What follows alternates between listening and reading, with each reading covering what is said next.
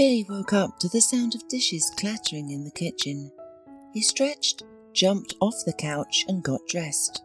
"Mum, why did you get up so early again? I'm not 5 years old. I can make myself an omelette and pour a cup of tea." "Go wash your face, son. When you get married, I'll finally be able to relax. Your wife will cook for you and get you ready for work. I know you have breakfast by eating a sandwich with sausage and rushing to work, and then you spend the whole day behind the wheel. Can't eat properly or rest. Why are you starting again in the morning? Get married, muttered Billy, washing and combing his hair in front of the mirror.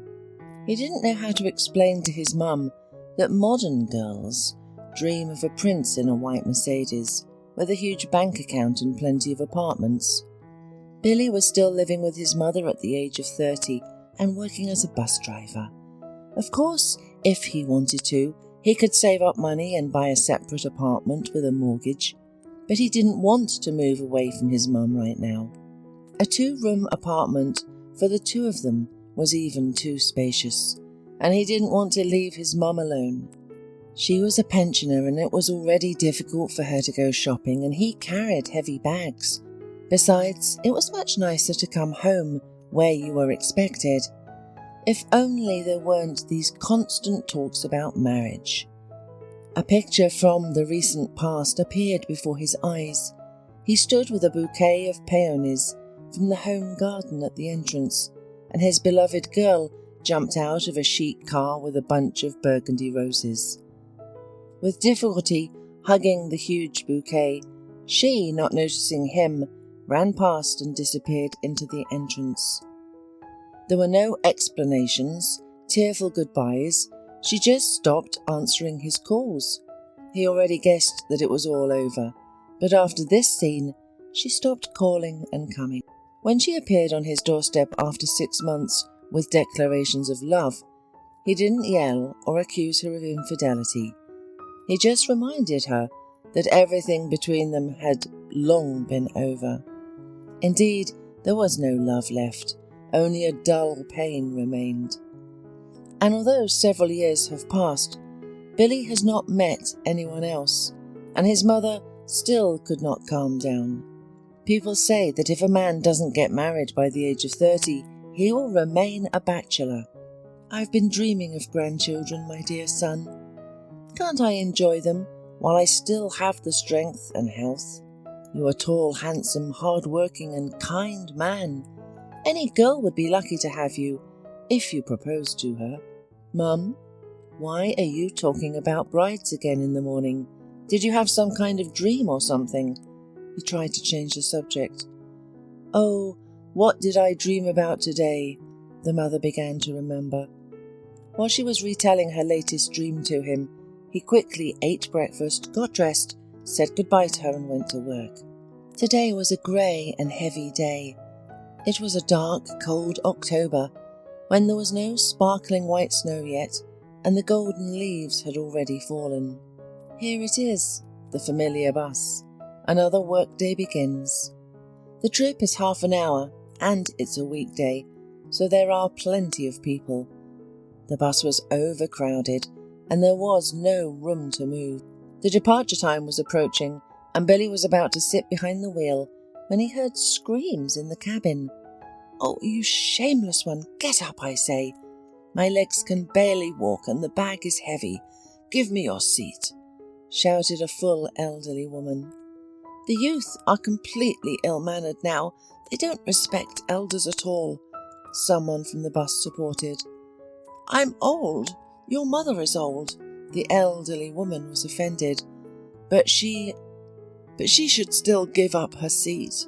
She'll sit at her college, but when I get home, I won't have a free minute. I have chickens and cats. I need to cook and do the laundry, and at least I hope to sit a little on the bus. And it's my right. I'm disabled, and healthy people need to give up their seats to people with disabilities. Billy squeezed into the cabin and finally saw the culprit of the scandal, a pale, unhappy girl who seemed about to faint. "Woman, don't shout." Billy began to calm her down. "See, the girl is not feeling well. She can't even stand up. Her lips have turned pale. Girl, can I bring you some water or call a doctor? Billy opened the window and a stream of cold air rushed into the cabin. Passengers sympathized. Someone started offering medications, heart or sedatives, but the girl refused. She got up to take a breath of fresh air. A minute later it became visible that she felt better, and her cheeks turned pink. Thank you, I can't take medicine, I'm pregnant. Indeed, when she stood up, everyone saw her noticeably round belly. Passengers, who had already begun to sympathize with the girl, unanimously hissed at the elderly woman who had caused the scandal. She started to justify herself. Well, who knew? She doesn't look pregnant, she's skinny and small. She should play with dolls, not raise children. And I'm really disabled, I have the right to demand a seat. Billy, realizing that time was running out, quickly made a decision. Girl, you sit, don't get up. You can't strain yourself and we'll find you a seat now. He looked around the bus. Near the window, a little further away, sat a guy with headphones. It was evident that he had dozed off because he paid no attention to what was happening on the bus. Billy touched his shoulder. Young man, give up your seat, to the woman. He spoke up and at first seemed not to understand what was happening. Billy signalled him to remove his headphones. When he did, he explained that he needed to give up his seat to the disabled person. The guy didn't argue, immediately got up and moved to the window. The elderly woman, pleased that she had won her place, turned to the girl. Don't be mad at me, darling. Take it. You need vitamins. I bought it for myself on the road, she said, and handed her a large red apple. But the girl shook her head and said she didn't want it. Angrily biting her lips, the woman sat in the vacant seat, took her big bag next to her, and began to look out the window. Billy, noticing that everything was calm, made his way to his seat. He didn't like being late, but due to the conflict, he had to delay a bit. It was just another day on the route. Passengers were boarding and disembarking, and the road stretched ahead like an endless ribbon. The final stop was approaching, and there were only 2 to 3 passengers left on the bus. It was lunchtime, and there were 2 hours of rest ahead. Already thinking about a hot bowl of soup at the local cafe, Billy was about to leave the bus when he noticed that there was still 1 passenger left on the bus. A pregnant woman. This is the final stop, we have arrived, the driver announced. But instead of getting off the bus, the girl burst into tears. Billy was perplexed and didn't know what to do. Of course, he had encountered all sorts of things on his trips. Once, a passenger was robbed, and he drove him to his destination and gave testimony. Another time, a man got on the wrong bus due to confusion with the address, and Billy drove him back without a ticket. But at least in those cases, it was clear what to do. But how could he help this unfortunate young woman who looked like a teenager, really? He handed her his handkerchief. Take it, it's clean. She shook her head. What's your name? Who did you come to see? Give me the address and I'll help you find your relatives. However, the girl just cried harder. Realizing that he couldn't talk to her, he took her hand. Shall we go to the cafe together? You haven't eaten anything since this morning. I'll have lunch myself and buy something for you. Then we'll figure it out. The girl wasn't dressed like a vagrant. Her clothes were nice, one might even say expensive. She had a small bag with her belongings. Yes, she had paid for her ticket, so she had money. Maybe she had a fight with her husband. Ran away from home? She needs to be calmed down, Billy thought. We'll have lunch and she'll tell us everything. We'll call her husband or at least her parents. Someone will come for her. Young, foolish and pregnant, they say they all have hormones and they make thoughtless decisions. On the one hand, he was annoyed that instead of the long-awaited hours of rest, he would be solving someone else's problems. But on the other hand, he understood perfectly well that the girl needed help, and Billy couldn't just leave her alone in the middle of the street. He never got to have lunch that day. Suddenly the girl screamed in pain and doubled over. Then she whispered, "I need to go to the hospital. It seems like it started." Billy couldn't help but curse loudly, but then he realised that he needed to act. Otherwise, he would have to deliver the baby himself, and he was definitely not ready for that. He stopped a passerby and asked where the local maternity hospital was. After listening to the explanation, he shouted to the girl, "I'll take you to the hospital now. Do you have any documents?" "It's in the bag," whispered the girl, writhing in pain. Billy grabbed her purse and drove her to the nearby hospital, listening to her groans. He helped her walk to the emergency department and explained the situation as best he could. The nurse who greeted them was calm and collected. "Don't worry, Daddy, everything's okay." "She's about to give birth, do something," Billy answered worriedly. "Everything's fine, calm down. No one gives birth that fast. What's your wife's name? Surname?" Billy handed the nurse the girl's purse and said, "I'm not her husband. I don't know her. She's a passenger on my bus. She went into labour during the last trip. I brought her here. Her documents should be here."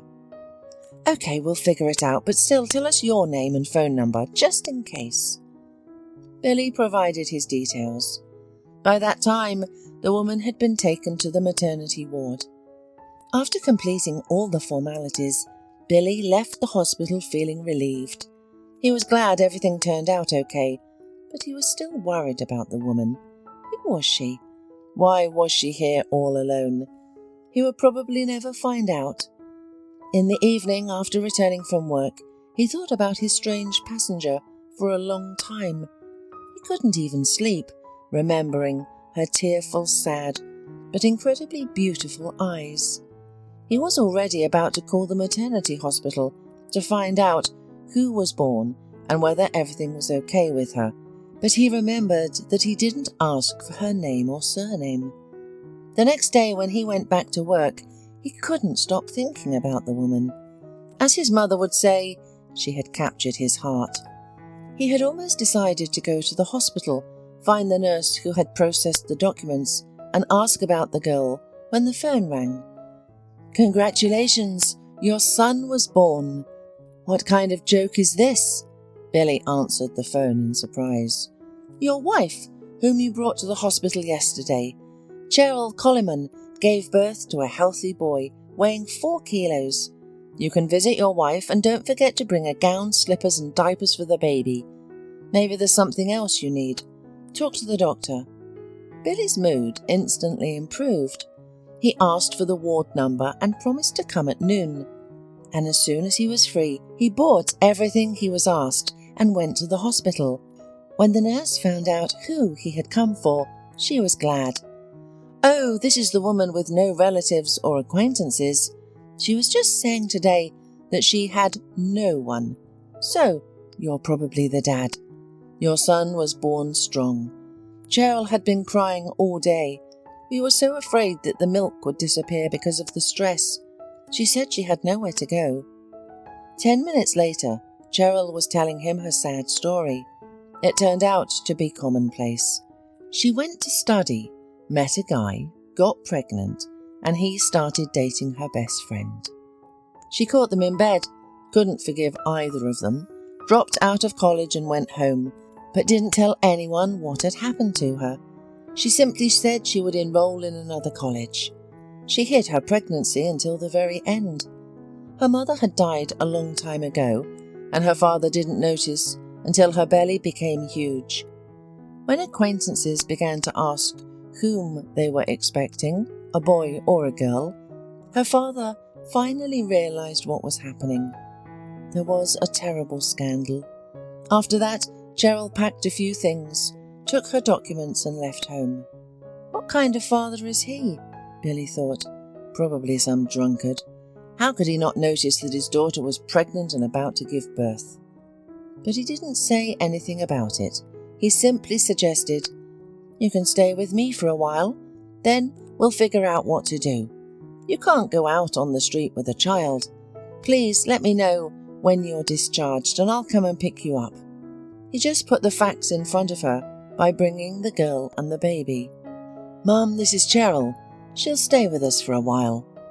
At first, Mrs. Webster was surprised, but then she immediately began to fuss. "Come in, daughter, come in, undress, let's have some tea.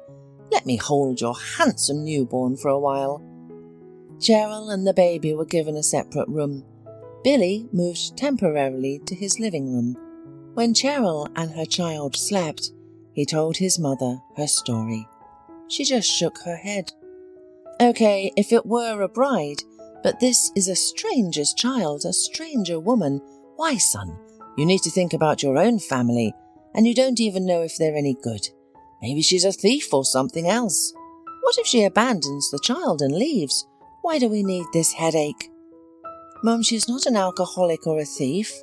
Billy hesitated. "Where do I take her? Kick her out, onto the street? Perhaps she'll go back to her father later, but for now let her stay." Mrs. Webster grumbled for a long time, but eventually came to terms with her son's decision. Gradually, she grew attached to Cheryl and her son, whom she named Jeremy. One day she even said to her son, "Billy, it's obvious that she's a good girl, educated, well-mannered, with a kind heart but with a child. Marry her and give me grandchildren." Billy didn't say anything, just smiled. He himself wouldn't mind becoming her husband. Almost 6 months had passed. He had gotten used to Cheryl and little Jeremy, and the girl had become attached to him. From the outside, they looked like an ordinary family. The February day that was supposed to be the happiest day of his life became one of the hardest.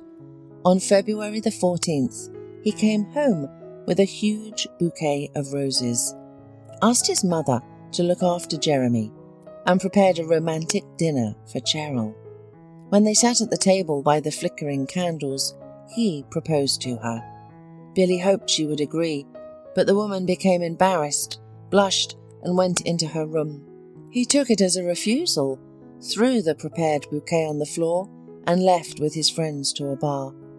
He usually didn't drink, but this time he drank so much that he couldn't stand on his feet. He didn't remember how he ended up at home. The whole day seemed to have fallen out of his memory. He woke up in his bed. His mother was bustling nearby. "Son, did you quarrel with Cheryl or something?" Billy had a headache and didn't want to explain anything. The house was suspiciously quiet. "Where's Cheryl? Where's Jeremy?" he asked. "I was going to ask you the same thing. When we were at our neighbour's with Jeremy, Cheryl came and took him. We hadn't finished talking and I stayed at her place. But when I came back, neither she nor the child were home, and the next morning, your friends brought you over." For several days, Billy was sad and resentful. He was sure that cunning Cheryl had taken advantage of his kindness and left, and his friends agreed. "You can't trust these women." His mother was also disappointed. She seemed so well-mannered and sweet. I already loved her like a daughter, and we took her in with the baby. She came to us with just one suitcase. It's a good thing she didn't steal anything. Although I did write down her passport information and address, we would still have found her. "Mum, do you have her address?" Billy asked anxiously. "Yes," she replied. "Give it to me. I'll go see her." "Why, son?" "I want to look her in the eye and ask her why she did this to me, and I would like to be sure that they are safe." Mrs. Webster hesitated for a long time before giving him Cheryl's address, but she eventually handed him a piece of paper and said, "I'm going with you." No matter how much Billy argued, his mother wouldn't give him the address. She said she would show him the street and the house if he took her with him. So they had to go to Cheryl's together. Billy had already imagined an old house on the outskirts of the city, her father in an old jacket, shabby walls and furniture. But strangely enough, they arrived at an elite neighborhood. Approaching a solid mansion, Mrs. Webster and Billy began to look for the right house. "Hey, what are you looking for over there?" shouted the guard. "If you came to apply for a job, the nanny has already been hired. You're too late." "We're here for Cheryl Coleman," Billy said. "Do you have an appointment?" The guard looked at them suspiciously. Before Billy could say anything, the door opened, and an elderly man and Cheryl came out. She froze for a second when she saw them. Then she tugged the man's hand. "Dad, meet Billy. This is the man I told you about. He proposed to me, but I didn't dare to marry him without talking to you first." Mr. Coleman approached the young man and shook his hand. "Nice to meet you, Billy. Thank you for my daughter. I've been looking for her for 6 months, worried that something had happened to her.